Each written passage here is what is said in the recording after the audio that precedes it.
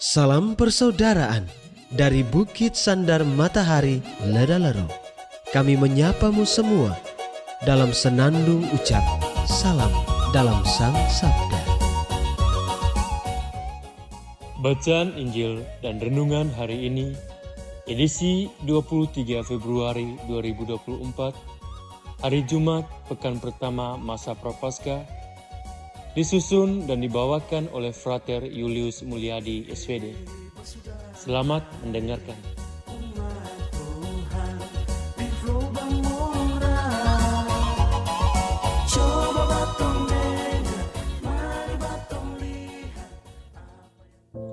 Bacaan diambil dari Injil Matius bab 5 ayat 20 sampai 26.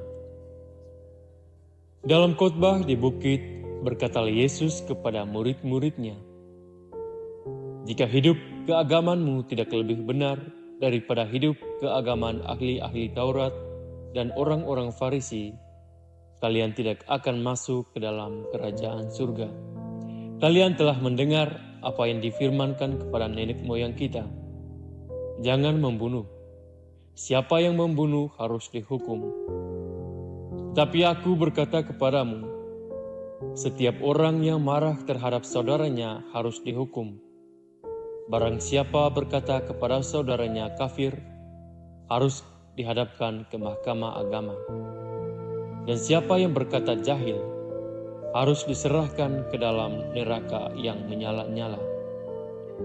Sebab itu, jika engkau mempersembahkan persembahan di atas mezbah, dan engkau teringat akan sesuatu yang ada dalam hati saudaramu terhadap engkau, tinggalkanlah persembahan di depan mezbah itu, dan pergilah berdamai dahulu dengan saudaramu, lalu kembali untuk mempersembahkan persembahan itu. Segeralah berdamai dengan lawanmu, selama engkau bersama-sama dengan dia di tengah jalan, supaya lawanmu itu jangan menyerahkan engkau kepada hakim, dan hakim itu menyerahkan engkau kepada pembantunya, dan engkau dilemparkan ke dalam penjara. Aku berkata kepadamu, sesungguhnya engkau tidak akan keluar dari sana sebelum engkau membayar hutangmu sampai lunas." Demikianlah sabda Tuhan. Terpujilah Kristus.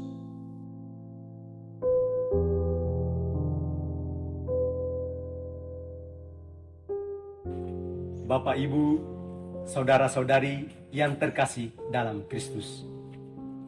Perikop Injil hari ini menampilkan kepada kita salah satu pesan Yesus dalam khotbahnya di atas bukit, yakni tentang mempersembahkan persembahan.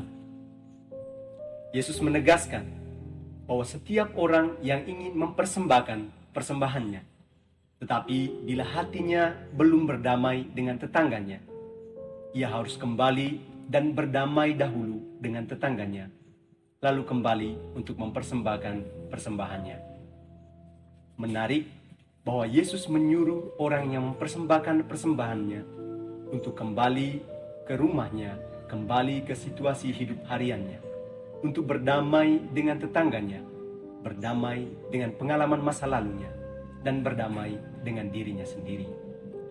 Yesus tidak menyinggung tentang bahan persembahan yang dipersembahkan di atas altar, melainkan persembahan yang sejati, yakni hati yang utuh, diri kita sendiri. Dalam perikop Injil hari ini, Yesus hendak mengingatkan kita tentang mezbah yang lebih utama, yakni medan perjuangan hidup kita sehari-hari. Di atas mezbah ini bukan lagi barang atau hewan kurban yang kita persembahkan di hadapan Tuhan, melainkan diri kita sendiri, yakni pikiran, perasaan, dan tindakan kita setiap hari. Dalam medan perjuangan ini, kita diajak untuk membawa setiap perbuatan-perbuatan baik yang kita lakukan di hadapan Tuhan. Itulah persembahan yang paling utama.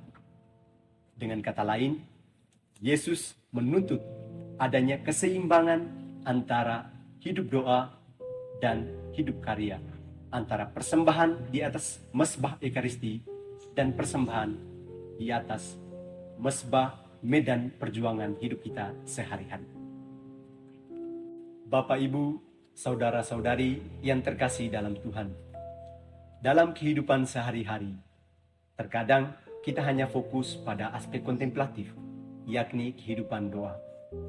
Kita mengikuti perayaan Ekaristi dan doa bersama setiap hari, bergabung dalam kelompok doa, atau juga berziarah ke tempat-tempat suci, dan sebagainya. Dalam doa dan Ekaristi yang kita rayakan, kita membawa berbagai macam persembahan, termasuk doa-doa yang paling indah dan khusyuk. Tetapi, kita sering lupa bahwa mezbah yang paling utama adalah juga medan perjuangan hidup kita sehari-hari. Di dalam medan perjuangan hidup kita sehari-hari, kita mengalami penderitaan dan kegembiraan, kegagalan dan kesuksesan, keputusasaan dan harapan, dan sebagainya. Maka kita pun diajak untuk menunjukkan perbuatan-perbuatan baik kita dalam kehidupan kita sehari-hari sesuai dengan kehendak Allah.